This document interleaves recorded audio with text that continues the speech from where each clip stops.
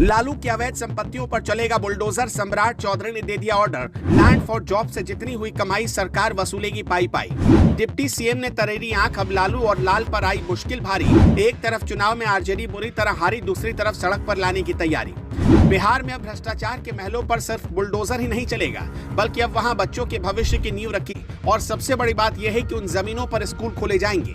ये बिहार की राजनीति में अब तक का सबसे बड़ा और कड़ा प्रहार है, जो सीधे लैंड फॉर जॉब स्कैम की छाती पर वार करता है। नीतीश सरकार ने तय कर लिया है कि जनता का पैसा और जनता की जमीन अब जनता के काम ही आएगी।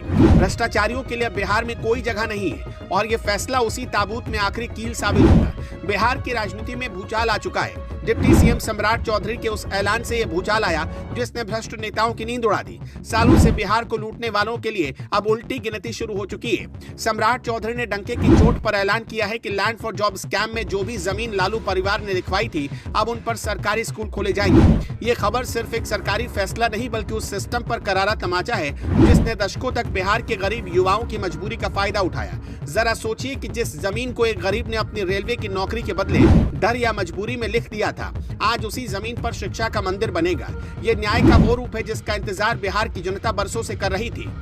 सम्राट चौधरी का ये बयान बताता है कि नीतीश सरकार अब डिफेंसिव नहीं बल्कि फुल एग्रेसिव मोड में आ चुकी है। अब तक हम उत्तर प्रदेश में बुलडोजर मॉडल की चर्चा करते थे, लेकिन बिहार ने उससे भी एक कदम आगे बढ़कर एक नया मॉडल पेश कर दिया। यहाँ सिर्फ अवैध निर्माण गिरेगा नहीं, बल्कि उसे जब्त करके समाज के भले के लिए इस्तेमाल किया जाएगा। लालू यादव और उनके परिवार पर आरोप है कि उन्होंने रेल मंत्री रहते हुए नियमों को ताक पर रखकर नौकरियां बांटी और बदले में बेशकीमती जमीन अपने नाम करवा ली। जांच एजेंसियां अपना काम कर रही और कोर्ट में मामला चल रहा है, लेकिन सरकार की मंशा साफ करती है कि अब राजनीतिक संरक्षण का दौर खत्म हो चुका है। सम्राट चौधरी ने स्पष्ट किया कि कानून अपना काम करेगा।